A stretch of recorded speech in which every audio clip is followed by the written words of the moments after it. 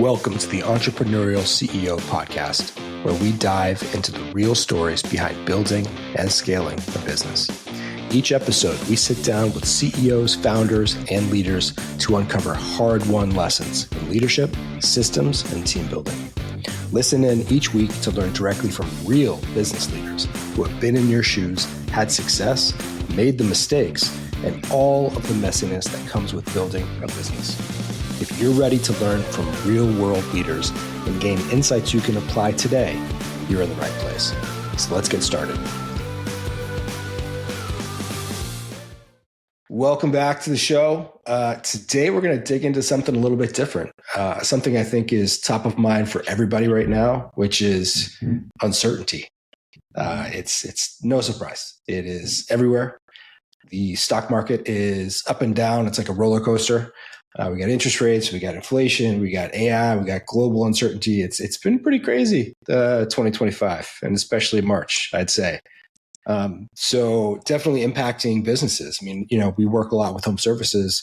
There's a ton with tariffs and supplies and just increasing costs. And again, uncertainty. But, Mike, you shared 2 articles recently. It's really interesting. Some people are winning. Some people are using this to their advantage. And I think that the smart leaders are leaning into it. And so we're going to talk about that a little bit today. Mike sent over a couple articles as a jumping off point, some interesting pieces from McKinsey, one on 6 strategies for consistent growth, and another on how AI is starting to change the way strategy gets built and deployed. And I think they're super interesting, a lot of great points, and we're going to talk about those. So if you're a CEO trying to figure out how to get through all this mess and lead through chaos and make the best decisions for your company, today's going to be interesting. So Andrew,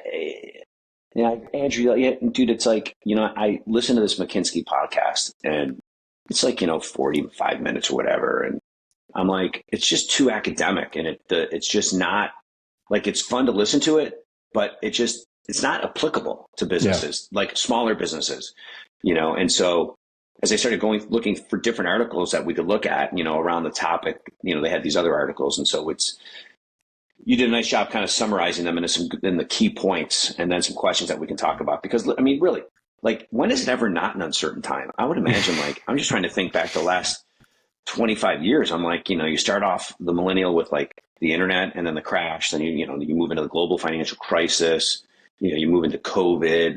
Now we're moving into this, and it's just like, fair. It's always something. There's always something. So I got to wonder. Like, I think as we talk through this today, I mean, let's just get into it, because I got some thoughts. I mean, that is true. There's always something. I mean, I think it's degrees of severity, right? Like how bad it is. But that is true. That's true. So, McKinsey found one of the interesting points in the article. They found that companies that make bold strategic moves during the downturns, instead of like being back on their heels, they saw 2.4x higher returns than their peers that were more cautious, which is tough, right? Because your natural instinct is to maybe play it safe, just wait for things to shake out, see how it goes. And you feel that like fight or flight, right? That pull. Yeah. Like, so I'm curious, in your mind, you've worked with a lot of CEOs and leaders. What do they do differently when that fear sets in, when that uncertainty sets in, and keep moving forward and place those bets, right? And say, screw it. I know things are scary, but we're going to dive in. Yeah. Andrew, I was thinking, like, this question, I think, is like maybe the most important question. And I think this was when I think back to COVID and, everything that we all dealt with, it was just so different. And, this was the big thing. What do you do? So I got good news and bad news. I don't know which is which, but the first part of my answer is what to do in advance of, meaning you don't know when something is going to happen, but how are you running your business to prepare yourself for when something does happen? Okay. So that's not going to help you. This part of my answer, if you're in a turbulent time right now, it's not going to help you right this second. Okay. The second part will. But the first part of my answer is, how are you preparing in your advance? We spoke like a couple of weeks ago, we talked about this concept of plan to unplan. Yeah. Which means you build a plan so you have a direction and you have alignment in the company. So this way, when opportunities present themselves or even challenges, you can look at the facts and you can make adjustments. And then you go back to your organization and you say, here's what's happening. Here's what we're doing about it. Here's how it fits into our plan. And everybody's like, okay, this makes sense. You made a tough choice. So I think in advance, if you're planning to unplan, number one, and when you plan to unplan, that also means you have contingencies in place. So when times are good, we should be thinking about what if the crap hits the fan and our revenue or gross margin takes a 20 or 30 or 40% drop. What are the adjustments we're going to make when it's really necessary? And we call that, some companies call it trigger points, some call it plan D, plan B, some call it contingency. But when you're planning to unplan, the first thing is, what's your contingency? Okay, so you build your great plan, but what's our contingency if things go wrong? And we build the action steps that we have to take. We build them out in a non-emotional state, because once we hit the crisis, we're very emotional and sometimes we don't think straight. So first thing, in advance, make sure we have our plan. Second thing is, in advance, be active in the ecosystem. And what I mean by that is you're out in the marketplace, understanding the industry structure, the players, emerging players, the partnerships and all those things, so that you can be looking for the opportunities that you can leverage. That's the second thing. And then the third thing that I would say to be doing in advance is, I like to say, like, one eye is on the current business, but you as a CEO, you have to have one eye on what's, the future. And some other companies might say, put 90% of your resources into the current, but maybe make sure you've always got, 5 to 10% of your resources investing on the fringes. And when you put all that stuff together and you say, we're planning to unplan, we're active in the ecosystem, and then we're investing on the fringes, when a crisis does happen, that just might play to your strengths that you have, because you've been investing in certain pieces and now you're ready to make those adjustments. So I'm going to stop there. That's how we plan for something.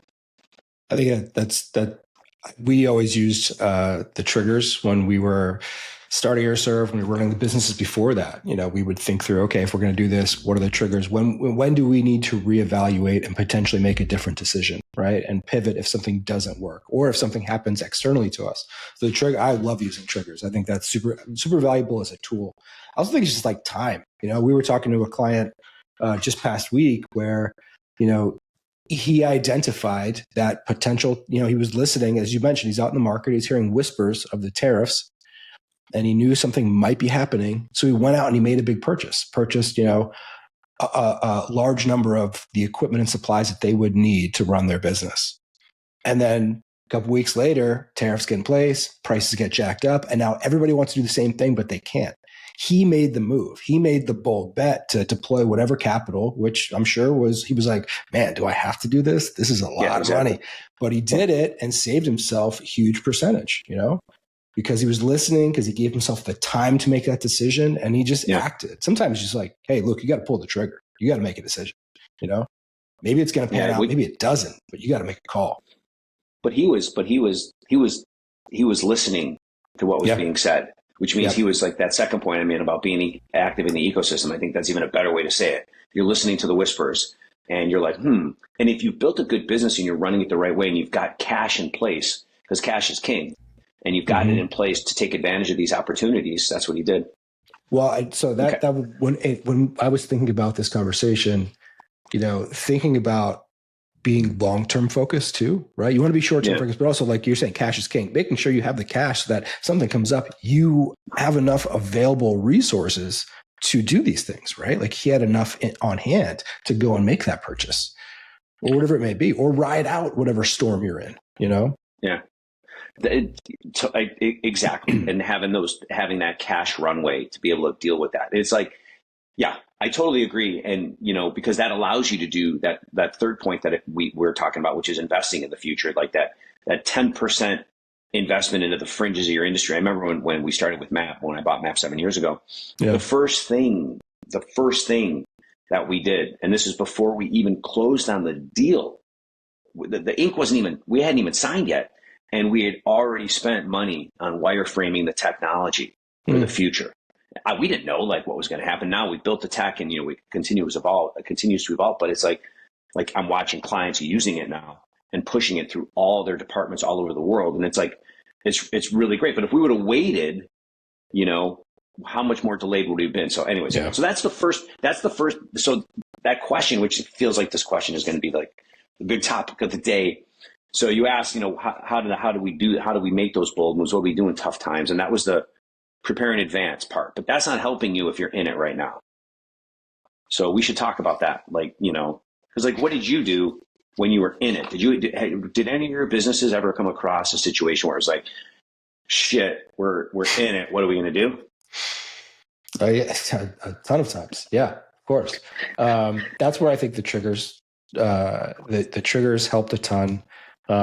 The regular rhythms helped a ton, right? So we had our planning sessions, our regular meetings where we go over those numbers. Like you said, we're watching those numbers. We're saying, okay, based on what we talked about before, we said in January, if X happened, we were going to do Y.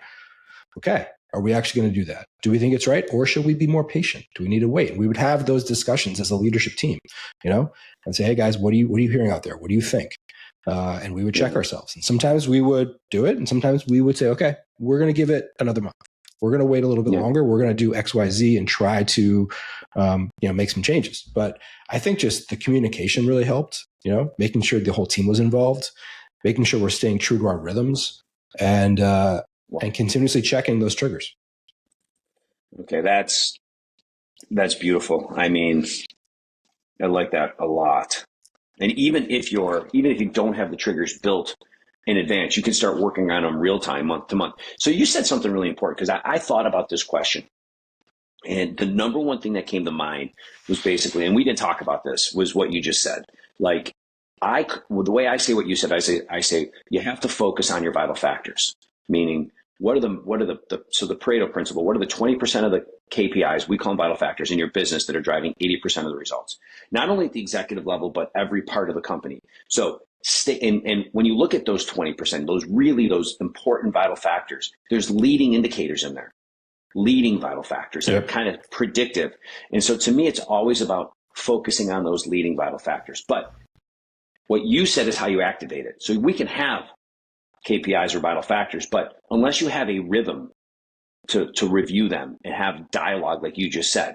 And so having that monthly meeting, especially with a coach like you did, where you're looking at the vital factors and then you're having the brutal facts conversations about what's going on with the business and making decisions. So you could track everything you want under the sun, but unless you're doing something with it, what's the point, right? So totally.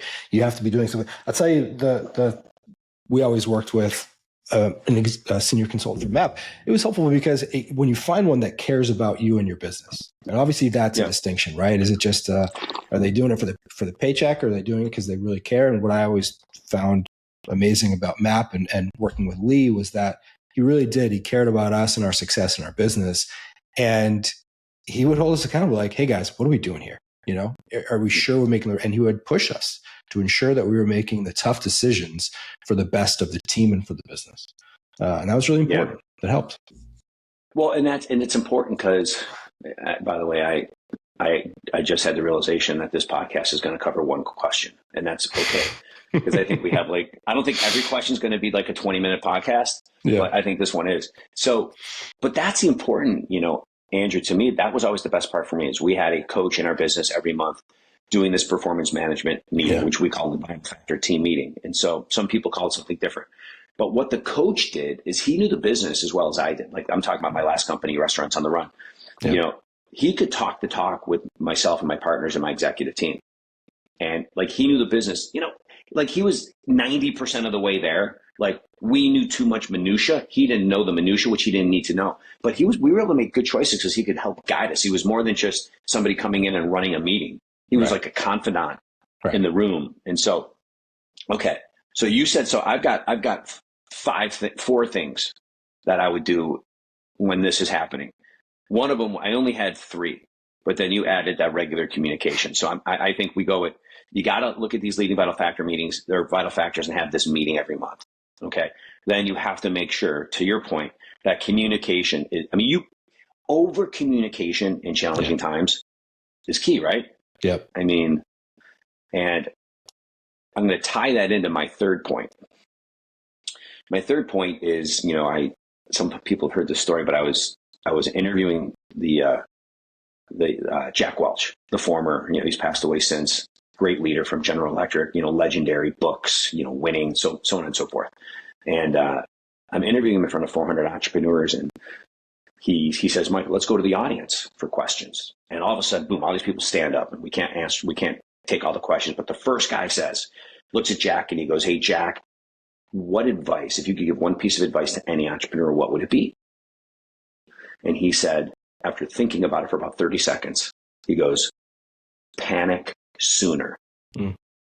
And I think that ties in to everything we said in the first part of this interview or this podcast about preparing in advance. But it really got me thinking. And about a couple of years later, I actually forgot what he said. And we came across the global financial crisis at Restaurants on the Run, and we lost over a 6-month period, lost, basically 100% of our profit.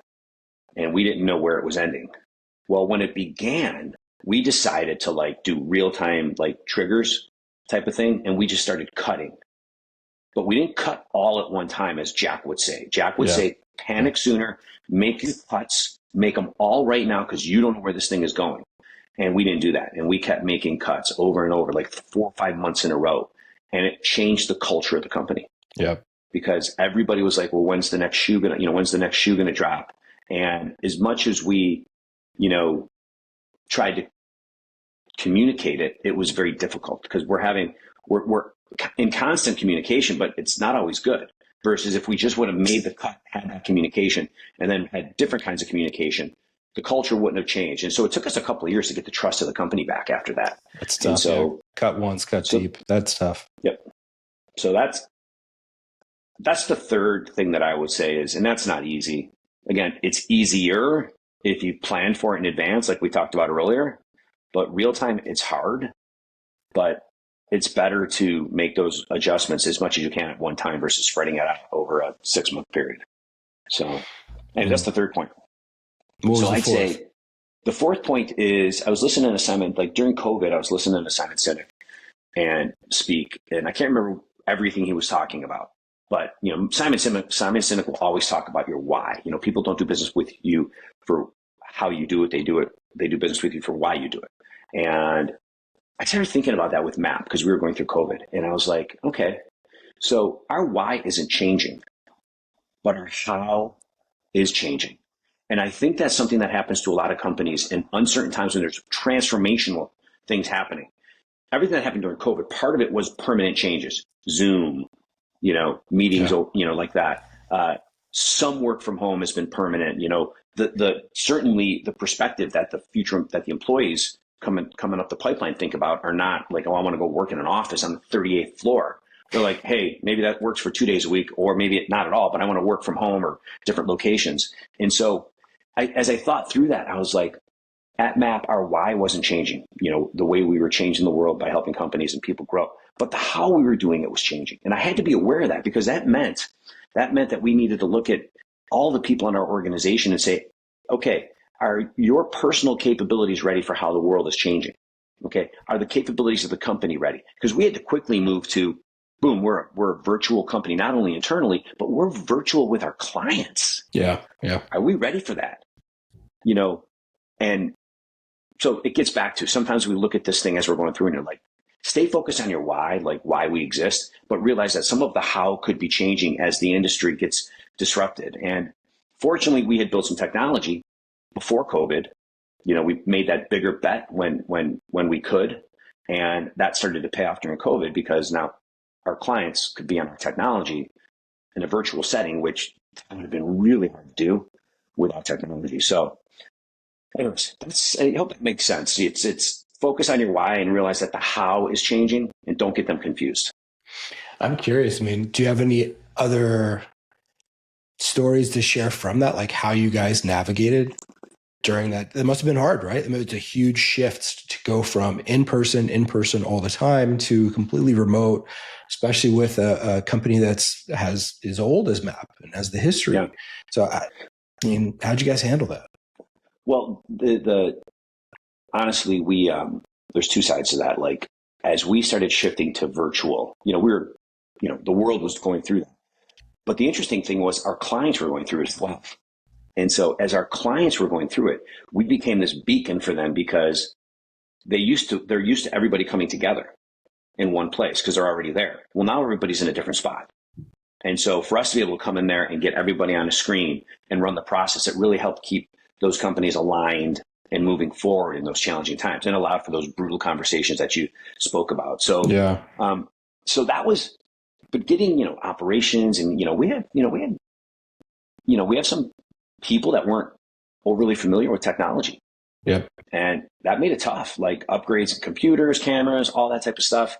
Training. Nothing everybody else didn't go through, but when you have a generation of employees that aren't as familiar, like, they had to quickly get up to speed. So yeah, that took some definite operational support. But the second part of our business, we were workshops and face-to-face workshops, because we do two classes every single month in Newport Beach that train leaders, and managers how to really be great managers and leaders and CEOs.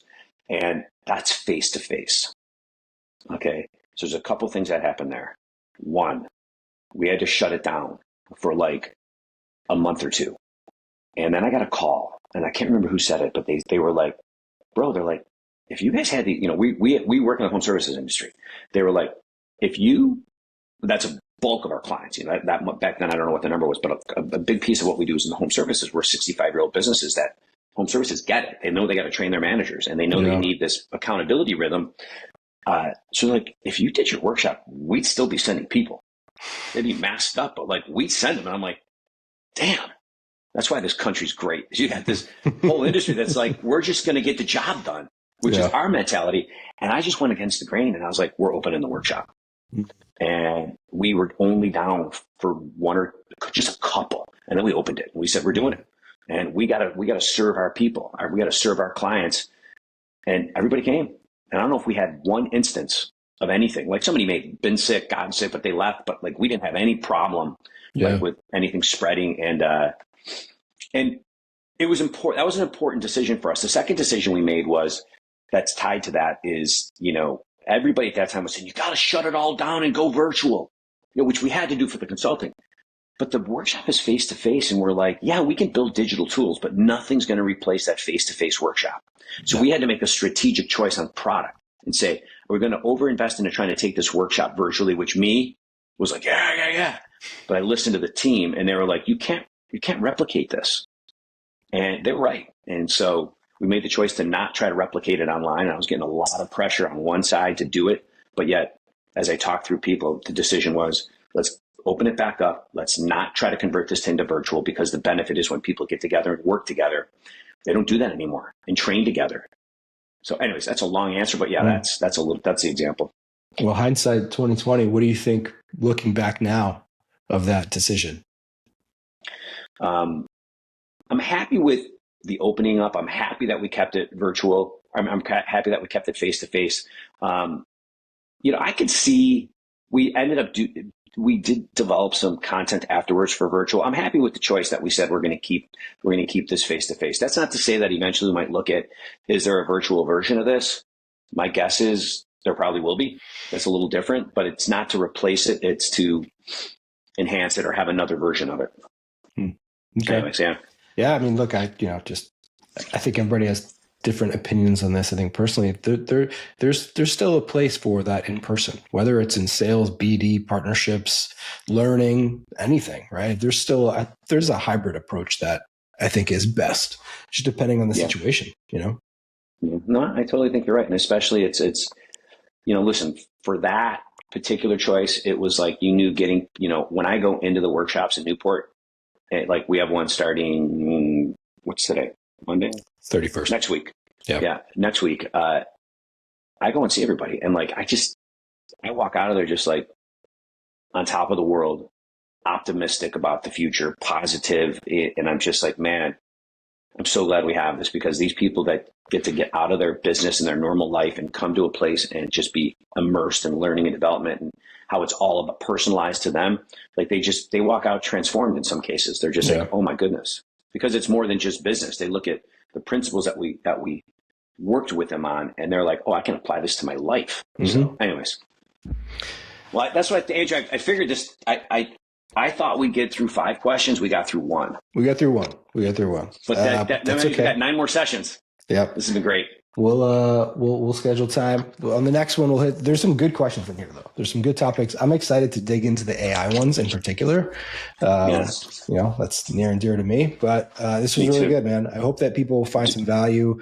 Like I said, especially right now, things are a little bit uncertain, a little bit shaky. So they can use some of the principles, some of the suggestions that you had about to help them as they navigate. You had too. We both had. Yeah. By the way, the next question, which is going to be more about, I think the next question, the topic's around shrinking to grow. Yeah. Knowing to what to walk away from. That, in a lot of ways, can tie into this. So I'll tell some stories about what we had to do with the last company. Yeah, I think that's a really interesting data point that McKinsey had, but also a good topic. We'll hit that one next time. Yep. Well, this was good. Mike, thank you, man. I will see you soon, and thank you, everybody, for joining. We'll see you. Thanks, everybody. Talk to you. Ciao. Stay focused.